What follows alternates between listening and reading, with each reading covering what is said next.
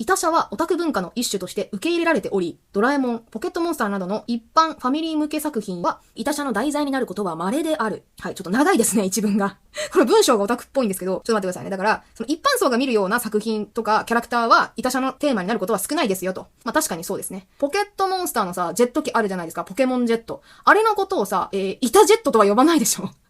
ポケモンジェットって呼ぶもんな。なるほど。だから同じ二次元でも何のキャラクターを使っているかっていうのはものすごい大事ですよね。それがアニメ出身なのか、ゲーム出身なのか、その絵柄が萌えなのか、一般向けなのかっていうのがすごく厳密に定義されているというか、住み分けがなされているっていう感じですね。てかこんなに定義が長い項目も珍しいんですけど、